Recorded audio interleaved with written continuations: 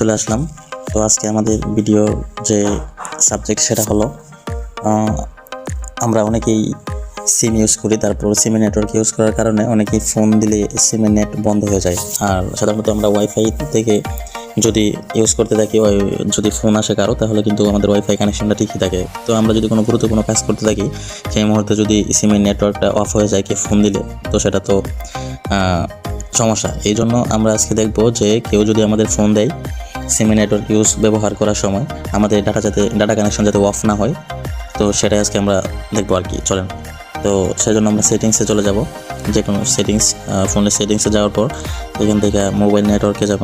Mobile নেটওয়ার্কে যাওয়ার পর যে সিমটা আমাদের ডাটা কানেকশন দেওয়া আছে, তো সেই সিমের কানেকশনে চলে যাব। এখান থেকে সামনে অ্যাক্সেস পয়েন্ট নেমস, এটা আমার এখানে এই জায়গায় আছে, আপনারা খুঁজে অ্যাক্সেস পয়েন্টস নেমস এটা বের করে নেবেন। তারপর এখানে চাপ দিবেন। এখানে চাপ দেওয়ার পর এয়ারটেল ইন্টারনেট এখানে দেবেন। এখান থেকে একবার নিচে চলে যাবেন। নিচে চলে যাওয়ার পর দেখবেন যে ভেরিয়েবল আনস্পেসিফিক দেওয়া আছে। তারপর এখানে এরর বাটনে চাপ দেওয়ার পর এখানে এটা আনস্পেসিফিক দেওয়া আছে, আপনি এটাকে LTF করে নেবেন। LTF করে নিয়ে ওকে দিয়ে দেবেন। চলে আসলাম।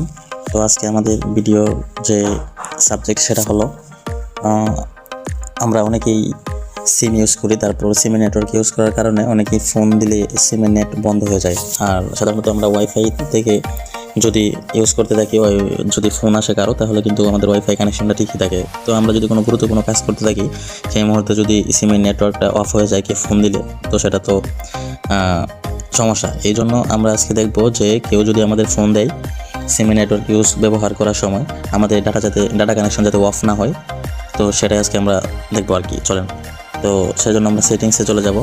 যে কোনো সেটিংস, ফোনের সেটিংসে যাওয়ার পর এখান থেকে মোবাইল নেটওয়ার্কে যাব। মোবাইল নেটওয়ার্কে যাওয়ার পর যে সিমটা আমাদের ডাটা কানেকশন দেওয়া আছে, তো সেই সিমের কানেকশনে চলে যাব।